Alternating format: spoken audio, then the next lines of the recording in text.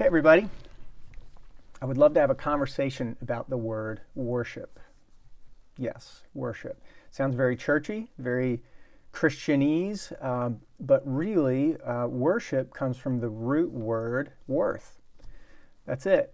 So when you worship something, you actually just proclaim its worth. You're recognizing its value. You are giving, you are ascribing worth to something. So when you spend money on something or time, effort, praise, right, your words, you are calling worth to that or value to that thing, ascribing worth to it. So I might have atheist friends that say, "Well, I don't worship anything. I'm just living my life."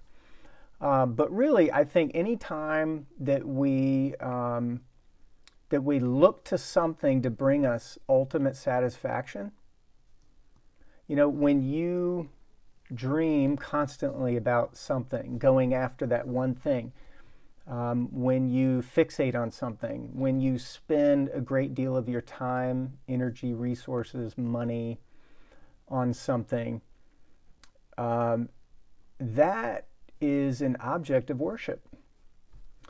John Calvin famously said that our hearts are idol factories, that we are constantly worshiping something and creating things that we look to bring us ultimate satisfaction. And that's absolutely true.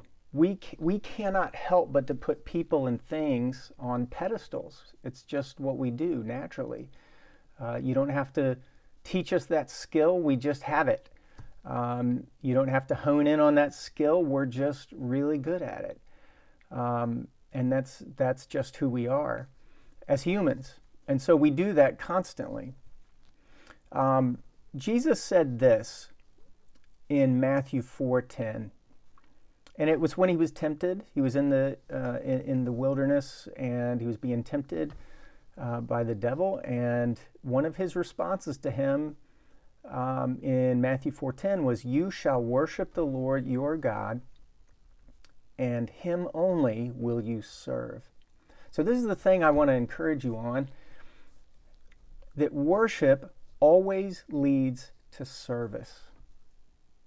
So the thing that you are most engaged in, you may want to perform or achieve something. Maybe you're a high achiever at work. Maybe you're a workaholic. You, more than anything else, you want to climb the ladder. You want to build up that portfolio. You want to impress your colleagues. You love recognition. Love your nameplate or your title. That reveals what you worship. Because what you worship, you end up serving, is what Jesus said here. What a profound thing. What a profound thing.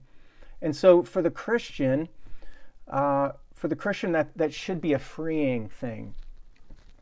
That should free you up. Because you were created to be in a vibrant relationship with Jesus Christ, you have the ability and the option today to root yourself in him.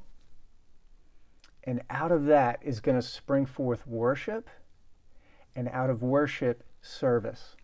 And so service and worship don't need to be obligations. I don't need to sit here and, wave my preacher finger at you and say, go serve God.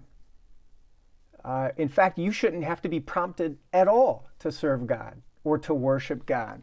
If you have been regenerated and made new in Christ, then it's going to be a fruit of your walk with him.